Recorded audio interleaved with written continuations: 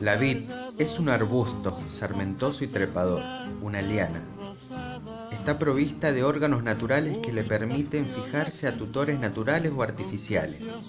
Si los tutores no existen, se desplaza sobre el suelo cubriendo superficies más o menos extensas. Es una cormófita, con raíz, tallo, hoja, autótrofas con clorofila y reproducción sexual constante, con flores y semillas, estas encerradas en un ovario, con 2 hojas embrionarias en la base de la plántula, leñosa con un ciclo de estambres situados delante de los pétalos. Partes de la planta. En la vid se distingue claramente 2 partes. La subterránea, formada por las raíces de mayor o menor grosor, más o menos viejas, cuyas extremidades más finas y jóvenes forman la cabellera. En la parte aérea se diferencian el tronco, los brazos y los sarmientos, por una parte, y los brotes, hojas, frutos y zarcillos por otra. Las raíces tienen la función de sostén, absorción y reserva.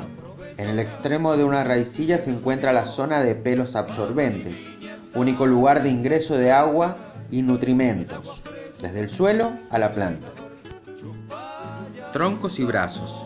Su estructura es prácticamente igual a la de los brotes y sarmientos, y no difieren demasiado de la radical. Su función es la de sostén y conducción. Los troncos también respiran y almacenan reservas. Pámpanos y sarmientos. Apenas brota la yema latente, se origina un brote que en la vid se suele denominar pámpano. Este se convierte en sarmiento cuando adquiere las características de maderas. Los pámpanos se ensanchan en la zona donde se insertan yemas, hojas, zarcillos y, en algunos casos, también racimos. Ese ensanchamiento se llama nudo y la porción de brote o sarmiento comprendida entre 2 nudos se llama entrenudo o merital. Hojas. Hay una hoja en cada nudo. Muchas de sus características son marcas de identidad de los diferentes varietales. En las hojas, las funciones que tienen es producir la fotosíntesis, la respiración y la transpiración. Zarcillos. Se originan de igual forma que los ramicillos florales y ocupan la misma posición que estos, en los nudos, si es que no hay racimo, y en forma opuesta a la hoja. Al principio los zarcillos son verdes y tiernos, después, y por un crecimiento desigual, se enroscan sobre un sostén que se retuerce y luego lignifica. Su función es solo de sostén. Yemas. Son órganos que se pueden considerar como brotes en miniatura. Tienen varias escamas en su interior con un cono vegetativo con un merisistema terminal con sus hojas, zarcillos, racimillos de flor y bosquejos de yema. Las yemas tienen la función de asegurar la perenidad de la especie. Flores. Son órganos evolucionados dispuestos en una inflorescencia llamada racimo y que se encuentra, como se mencionó, preformados en la yema. Una flor hermafrodita, como la que poseen la mayoría de las variedades. Racimos, formados por el escobajo, raquis o raspón y los granos o bayas. Los granos o bayas aparecen una vez cumplida la fecundación. Tienen diferentes formas y están formados por el ollejo o piel que botánicamente corresponde al epicarpio y que está recubierto de una capa cerosa llamada pruina. Hacia adentro sigue la pulpa, con células de gran tamaño que contienen el mosto. Por último se encuentran las semillas o pepitas, que son los óvulos fecundados y que llegan a un máximo de 4 semillas por grano. Escobajo, rasquín o raspón. Tiene un péndulo, un eje principal y ramificaciones primarias, secundarias y terciarias.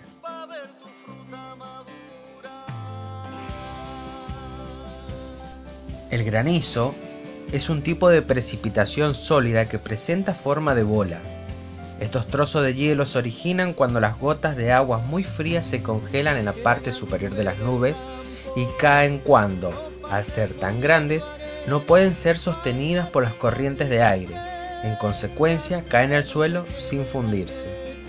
El granizo se forma en la parte superior de las nubes, a unos 3.200 metros de la superficie de la Tierra. Las corrientes ascendentes de aire levantan las gotas de agua y ahí, heladas, colisionan unas con otras y forman bolas más grandes. Si la corriente ascendente no puede soportar más el peso del granizo o se debilita, las bolas caen en estado sólido. A medida que aumenta su tamaño, el granizo también aumenta la velocidad a la que cae. En regiones con clima templado se producen tormentas de granizo durante los meses calurosos y rara vez se producen en los trópicos.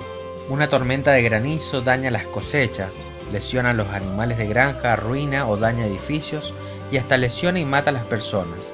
Por supuesto, esto depende del tamaño y el peso de la bola de granizo. ¿Cómo proteger a la vid? Para los productores, la amenaza de una tormenta granicera es una de las preocupaciones más importantes en la época previa a la cosecha. Para prevenir los posibles daños, los viticultores recurren a varias herramientas. Diversificación del riesgo. Como hay zonas con mayor riesgo de granizo que otras, es posible aminorar las eventuales pérdidas de producción repartiendo las hectáreas cultivadas en diferentes regiones. Así, al menos una parte de la cosecha puede mantenerse exenta en caso de tormenta granicera. Otra forma que encontramos es la tela o malla antigranizo. Es un sistema caro, pero en zonas de elevada incidencia de granizo se transforma en un costo de producción necesario.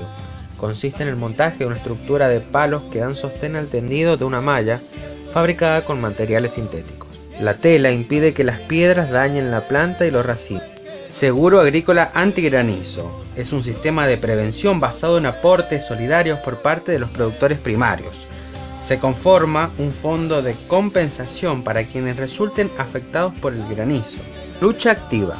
Existen varios métodos, probados en Mendoza con éxito diverso, para debilitar la estructura de las nubes graniceras y disminuir el tamaño de las piedras. Uno de estos dispositivos es la utilización de cohetes dirigidos a la zona donde se alimenta la nube, zona frontal de la nube. Otro es la siembra de nubes, proceso por el que se disemina yoduro de plata. Este método se vale de aviones cuyos radares los guían hasta el punto donde se genera el granizo. De esta forma aumenta el número de núcleos de gérmenes de granizo, los cuales logran competir en número con los naturales. Hay entonces mayor cantidad de pequeños granizos, los que deben crecer con la misma disponibilidad de agua que había con los núcleos naturales. Por lo tanto, se forma más granizo pero de menor porte, que puede precipitar como lluvia o con un tamaño menos perjudicial para los cultivos. Las heladas. Cuando ocurre la solidificación del agua dentro de las células de la planta, causada por un descenso de la temperatura por debajo de su punto de congelación, se dice que se ha producido una helada. La helada más común en nuestra zona se produce con mayor facilidad cuando el cielo está despejado, ya que entonces la tierra pierde más calor por irradiación. Precisamente, estas se llaman heladas de irradiación. En cambio, con cielo cubierto, son necesarios varios grados negativos para que se produzcan heladas, ya que las nubes reflejan la radiación emitida por la tierra devolviéndola a la superficie. La helada meteorológica se produce cuando la temperatura es igual o menor a 0 grados, dentro del abrigo meteorológico a 1,5 metros de altura del suelo.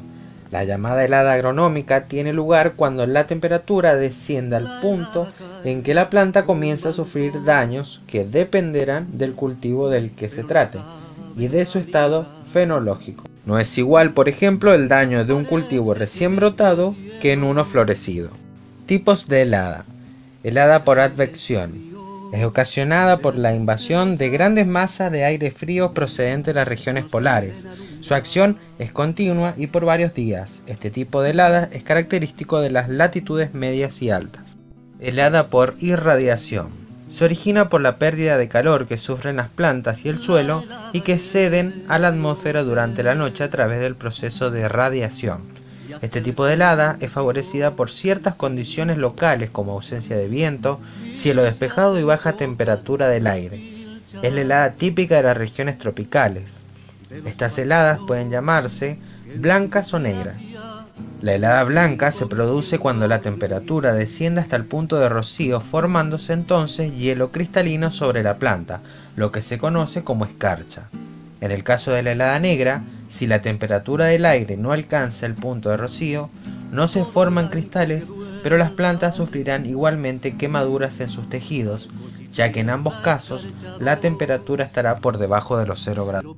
En épocas de helada, los productores están muy atentos a las variaciones de temperatura en los viñedos. Para ello cuentan con termómetros y otros aparatos de medición que ayudan a predecir, prevenir y combatir heladas. Básicamente hay dos formas de prevenir daños por heladas. Una lucha pasiva, que minimiza la pérdida de calor del suelo aprovechando la gran capacidad calorífica del agua. Se debe mantener el suelo húmedo y compacto, ya que de esta forma su temperatura podría ser hasta 3 grados Celsius más alta respecto de la que se registraría en suelo seco y arado. Es muy importante que el suelo esté libre de maleza. En la lucha activa, la intención es generar masas de aire caliente en las viñas para elevar la temperatura y evitar la helada. Esto se logra con quemadores o calentadores ubicados en la cabecera de cada hilera. También se emplean grandes ventiladores que mueven las masas de aire caliente, enviándola a la superficie del suelo. Otra alternativa es el riego por aspersión. En el momento de la ocurrencia de la helada, se asperja agua sobre el cultivo, esta se congela y no permite que se siga enfriando la planta, aunque el aire esté a varios grados bajo cero. Se debe seguir agregando agua hasta que el sol caliente y derrita el hielo.